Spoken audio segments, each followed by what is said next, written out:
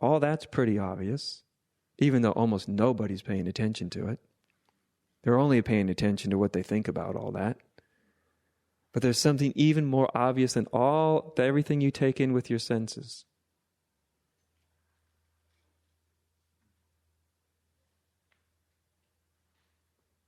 You hear it all the time in spiritual circles.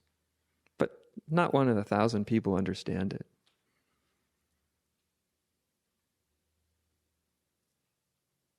And that is your own consciousness. What could be more obvious than consciousness? And yet what could be more obscure, more hidden? More, where is it? I can't quite find it, but I know it's here. It's what's allowing me to hear and feel and taste and touch and even think and see. So it's even more present, more obvious than what you see, think, taste, touch, and feel. It's even more obvious. Your consciousness is more obvious than all that. It's so obvious, so unimaginably obvious, that it's unimaginably obscure. Where is it? You can't quite get your arms around it, can you? You can't quite get your feelings around it. You can't quite get your thoughts around it. It's there, but it's too obvious. And so what do we do when we find something like that? When someone points out, hey, okay, you've noticed that you're breathing. You've become aware that you're breathing. You become conscious of it. Now now become conscious of your consciousness. It's a little tougher, isn't it? It's a little tougher because it's more obvious. The awakeness of this moment is more obvious than anything in this moment, but it's too obvious. You can't grab it. You can't think about it.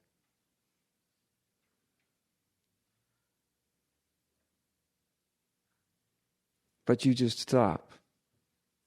And by stopping right in the middle of your bewilderment, in your attempts to capture it, to understand it, to feel it, right in your attempt and your failure of trying to grasp the most obvious thing in the world, consciousness. Consciousness is more obvious than the world. Too obvious. So, too obvious that you can't grasp it, you can't think it, you can't imagine it. You can see a sight, you can see a color, you can see a plane, you can see your feet, you can see your nose, but you can't see the seeing of your nose. It's there, though. You can't even think about it. And what do you do when you hit a dilemma like that? When you're trying to come into contact with something that's so unimaginably obvious and present that you can't think about it, you can't imagine it, you can't find it. It's a dilemma, is it not? The ultimate dilemma, something that's so obvious that you can't find it. Well, the only thing you can do, although most people take years before they do it, the only thing you can do is just stop and be bewildered. That's the only thing you can do. It's the only intelligent response. Most of us, I can name myself in this category, take years before we have an intelligent response to this, to be totally bewildered, to stop right in the middle of the dilemma.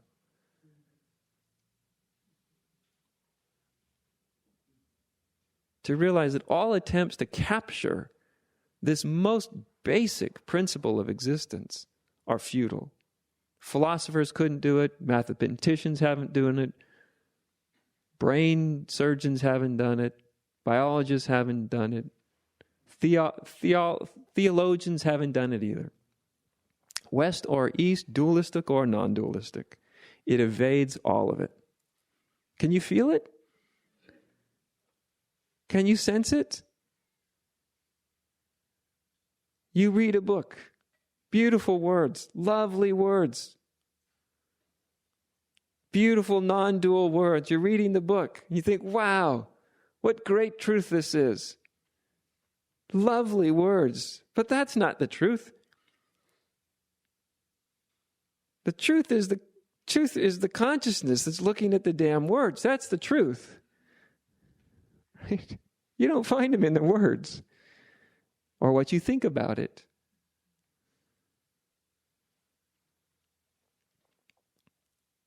That's why Jesus would say, I've nowhere to rest my head. Birds have their nests in the trees, the fox has the hole in the ground, and the Son of Man has nowhere to rest his head. And we can interpret that down into something really mundane and stupid. You know, oh, the poor guy wandered around, he didn't have a home, and, you know. Well, hell, even if you don't have a home, you can rest your head, just lay down.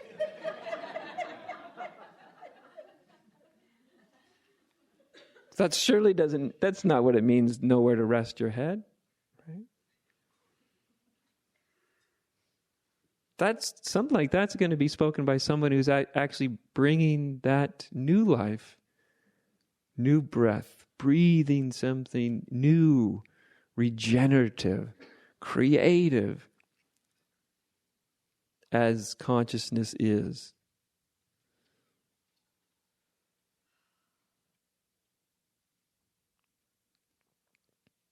And our little minds are always trying to use consciousness.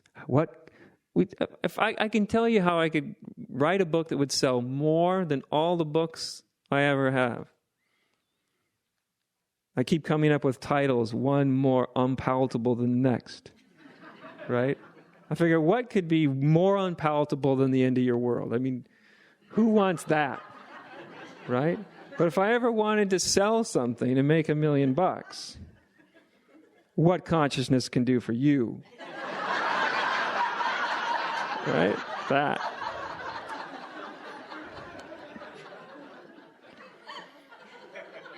And I know all the little Advaitic non-dualists would say, that's a stupid idea for a book, but I know half of them would be there in the dark of night.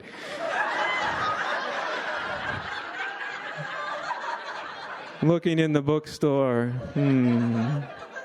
Not purchasing it because then someone could track you on your credit card, and you don't want to be caught doing that.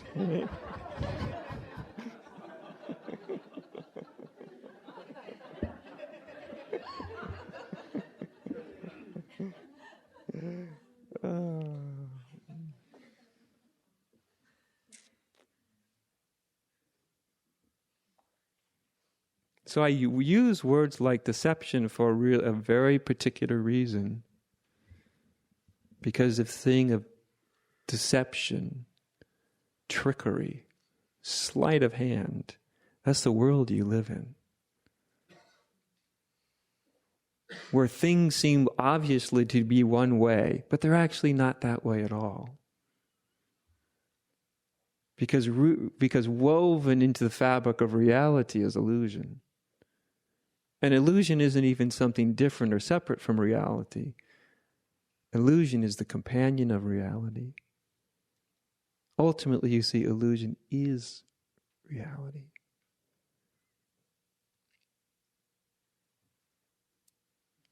But what do we do when we encounter deception, trickery? More conventional language would be illusion, confusion, delusion. What's our instinct? Get away from it, right? I mean, once you're busy having spent years and years and years indulging in it, after that, then you see, which is a lot of what brings people to spirituality, when you start to see or sense or feel that it might just all be Maya, delusion, trickery. That the pursuit of everything we pursued might actually end up to be empty. Right? We slave away day and night, decade after decade, so we can hoard enough So when we're 60 or 65, we can stop working and then begin living. But it's pure trickery. It's pure delusion. Because if you haven't lived for 6 decades, you aren't going to start living on the 6th. If you think life begins at some other point and now, you've fallen for the trick, right? So delusion and trickery and deception is woven into the fabric of life, of reality. And you catch on to that, and all of you have started to catch on to that. You wouldn't be here if you hadn't started to catch on to it. And when you sense it, you try to get away from it. Go somewhere else. Do something else. I will go from illusion to truth, delusion to reality. I will go from samsara to nirvana. I will get away from this trickery. I will not be deluded anymore. Which is the attitude itself. It's the ultimate delusion. It's the ultimate sleight of hand. It's the ultimate trickery. It's like one of those people in a downtown city street that does the little shell game. And they make it certain that they make it look as though you're certain where that little pea is under what shell, right? They make certain that you know where it is. So you'll pick it. But what they know is they've tricked you. They know they're making you look to one shell while they've put it in another. They've tricked you, right? So you give them money. And they say, well, look, let's do it again. See?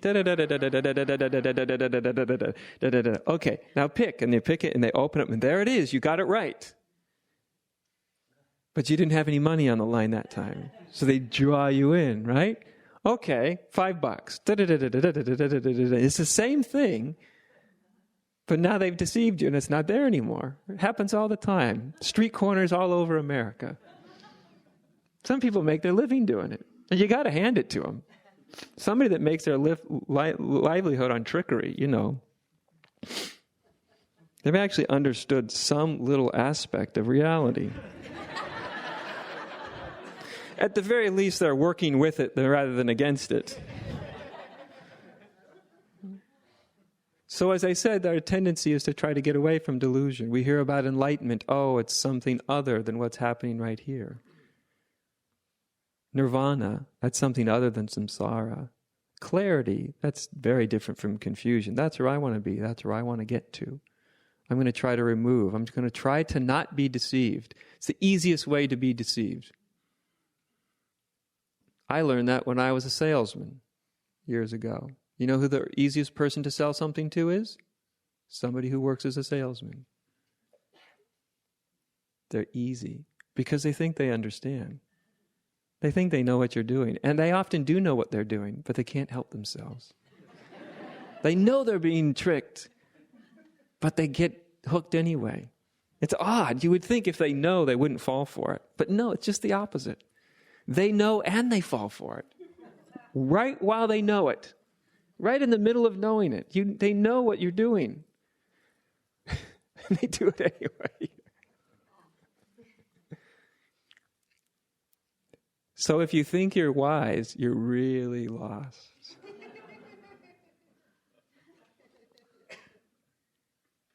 Now I'm giving away some trade secrets here. Okay, if you're paying attention, you're going to get onto these. You're going to see that I'm actually doing this when people ask me questions all the time. Constantly, I'm doing the very thing I'm speaking about. You may not know it, but I can assure you, and the reason I'm putting it on the table is because ultimately it's not good enough for me to do it for you, is it? You got to do it for yourself. How many times have people been stuck in some trick, some delusion, some confusion? And I just say to them, fine, stop right there. Be confused, be deluded, be afraid, be confused. But one caveat, be it without trying to do anything about it. Be it without trying to escape. Make no effort to escape your delusion, your confusion, your anxiety, your guilt. Make no effort whatsoever. Don't feed it, but certainly don't fight it.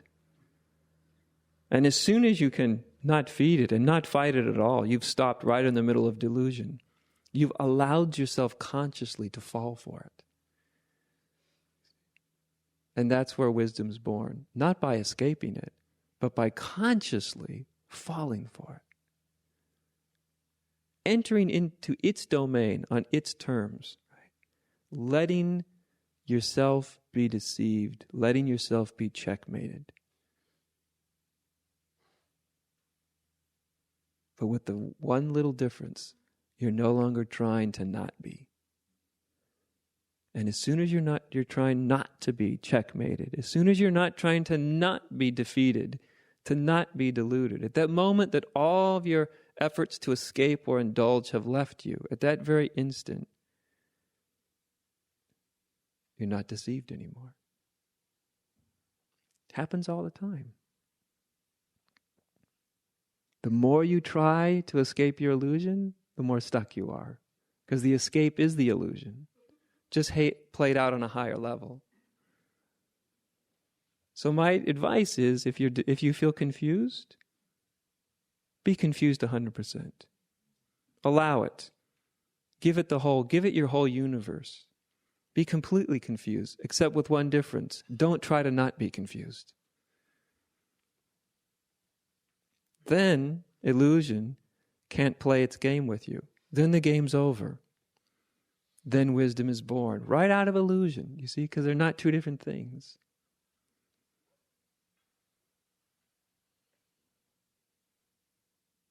So don't think this is about going from illusion to clarity. It's not. It's about finding clarity in illusion and finding illusion within clarity. Or as they say in Zen, something much more simple. Nirvana is samsara, samsara is nirvana. Okay. And let me in with this little piece too. And this is, I know, relevant for lots of people in this room. You can have a great moment of clarity, maybe a great awakening to true nature. Don't think that the game of illusion stops, because it doesn't. No, it just shifts up into another gear.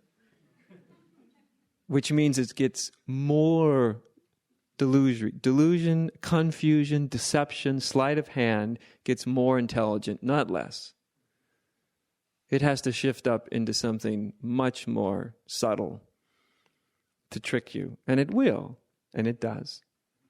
And the more you try to get away from it, the more you're caught in it. It's like quicksand. You step in it, the way to sink quickest is to struggle, flail. You flail yourself right to the bottom of the pit.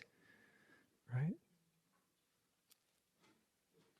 So those of you who have a moment of clarity, a moment of awakening, illusion rises its head again. You feel it's all obscured, it's all lost. Where did it go? What happened? And so you struggle to get back to where you once knew. You've fallen flat on your face, haven't you? It seems a reasonable thing to do, though. You were in clarity and now you're not. You were in some awakened space and now you're not. It seems only reasonable to try to get back there, does it not? To try to repeat it, to find that space. But of course, delusion is high level. It's using the very desire. The desire to do so is an illusion. It's a deception. See, because illusion and deception, it's not an evil force. It's not black magic. It's not the devil. It's just what life does. You see it all the time. Animals are decorated to look like things they're not. Right? Lizards look like rocks. But they're not rocks. They're lizards. It's deception. It's sleight of hand. It's life tricking itself, fooling itself in order to sustain itself. Who would have thought that life could use trickery, delusion, illusion to actually sustain itself? But it does, doesn't it? Look around you. That's what nature's doing. Look at those beautiful little spots on the deer. It's pure trickery and illusion. It's delusion. It's so when they sit in that field that they blend in and they don't look like deer and they fool. Nature has fooled herself again.